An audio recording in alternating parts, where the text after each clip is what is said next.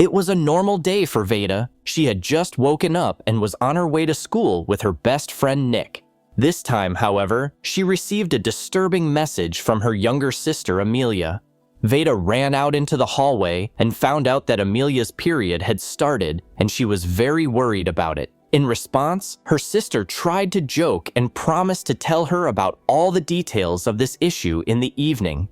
Vada went to the restroom and met a popular girl at school, Mia Reed. Looking at her, the girl said that she was beautiful even without makeup.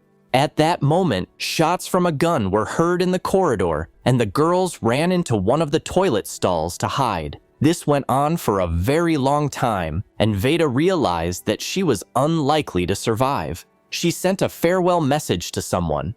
Later, another student, Quentin, ran into the restroom. Later, it turned out that the shooter had killed Quentin's younger brother in front of the school. Finally, the police arrived, and the perpetrator was killed. However, the incident deeply affected Vada, who could not recover from the shock for a long time. The next night, she found Mia on social media and decided to write to her. After talking to her, Vada found out that her parents were in Japan, and she was alone at home. She was very scared, so she gave Mia her phone number and said that she could come to her. The girl woke up from a nightmare. In the morning, she goes to see Nick, who recalls these terrible events. He thinks that maybe he survived yesterday in order to somehow prevent something like this from happening in the future. So he decides to organize a movement against school shootings. Vada watches Mia's dance videos and suddenly offers to meet her. The girl lies to her mother and says that she is going to Nick's, but she comes to her new friend, who is trying to look pretty.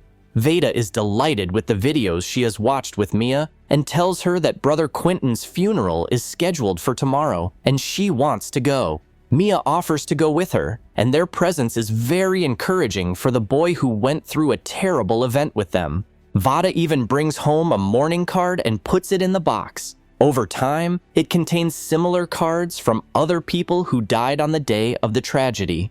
Vada continues to tremble at what happened, but one day, Mia writes to her and invites her to visit again. This is how the girl finds out that her friend, despite her outward attractiveness, does not like parties. She spends all her free time dancing, which she used to do every day before the incident at school.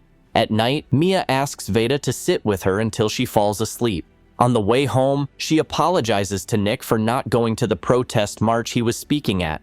The next day, Nick leaves for a rally in another city, and Vada's mother suggests that she see a psychiatrist. The girl listens to her mother and does as she says. However, during the session, she cannot open up to the psychologist and just says that she is fine. At home, while Mia was filming a dance video, Vada writes to Quentin. He wants to thank her once again for coming to his brother's funeral and suggests that they meet.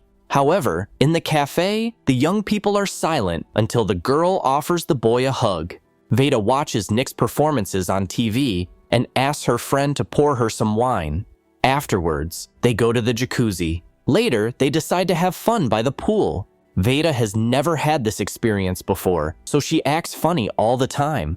At home, she does not communicate with her mother and is even more irritated when she suggests that she go back to school, especially since her parents have allowed her to stay home as long as she needs. Nevertheless, Vada returns to school but is terrified to go to the bathroom and does so outside when she accidentally steps on a jar. The next day, she buys specific medications and sits in class in a changed state. In the same state, Vada bites her pen and gets ink all over her face and goes out into the corridor. The girl becomes even more stressed, and she writes to Nick to help her.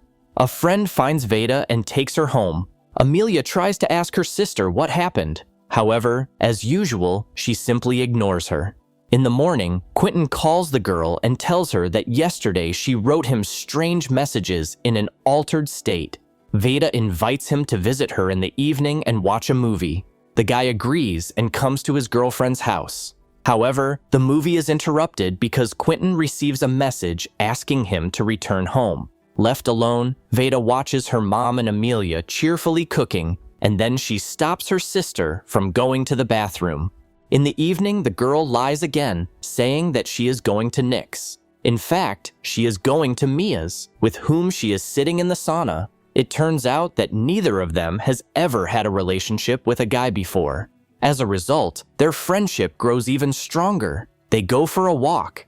At night, while staying at Mia's, the girls decide to try something new. In the morning, Vada realizes that something has happened between them and goes home, where she is met by her worried family who could not reach her. Her relationship with Nick also breaks down, as he had called earlier looking for her. Vada is annoyed and tells her mother that she was at her friend's house and had a few drinks. Although she doesn't even like alcohol, she just wants to live the moments of her teenage life. The girl comes to Nick to apologize, and he says that he and his family have been very concerned about her. The boy reproaches his friend for trying to change the situation with school shootings, while Vada just has fun like nothing happened. Disappointed, she complains to Quentin about her conversation with Nick, and he reassures her, saying that Nick is under a lot of pressure because of his work. The girl asks her friend to tell her about his dead brother. Quentin replies that no one has asked him to do so because everyone is afraid of hurting him again. The boy tells her everything, and then Vada kisses him. However, Quentin quickly pulls the girl away, saying that he is not emotionally ready for a relationship. As a result, a disappointed Vada gets out of the car and receives a message from Mia, who is angry with her. At night, her sister gets into bed with her to talk. It turns out that despite all her indifference, Amelia really misses talking to her sister. All this time, she has been blaming herself for writing a letter about her womanhood, which led to Vada being in the corridor where she could have been killed just like her brother Quentin. The sister replies that sitting in that booth, she was sure she was going to die and realized that she might have time to write one last message to only one person. That person was Amelia, and the message read, "I love you too." The sisters fall asleep together, and the next day, her father takes Vada to the countryside. When Vada accidentally says a swear word while talking about what happened, the father suggests that they both shout. After that, both father and daughter feel better. Vada decides to go to Mia's house and finds her half drunk in the sauna. During the conversation, it turns out that they were both afraid that the night had broken their friendship, but in fact, it hadn't. As a result, Mia decides to return to dance classes, and her friend promises to go with her. At the next session with a psychiatrist, Vada reveals much more. The girl says that other guys, unlike her, have coped with the situation and are now trying to change the world.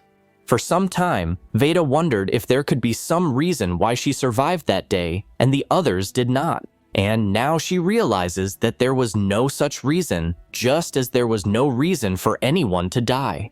Vada hugs her mother for the first time in a long time and finally tells her about alcohol, drugs, and the night she spent with the girl, which prompts the embarrassed woman to pour herself a large portion of wine. Vada arrives at the dance school and writes to her friend that she is waiting for her outside. After that, the happy girl looks up at the sky until suddenly she receives a message about another school shooting in Ohio, which triggers another panic attack.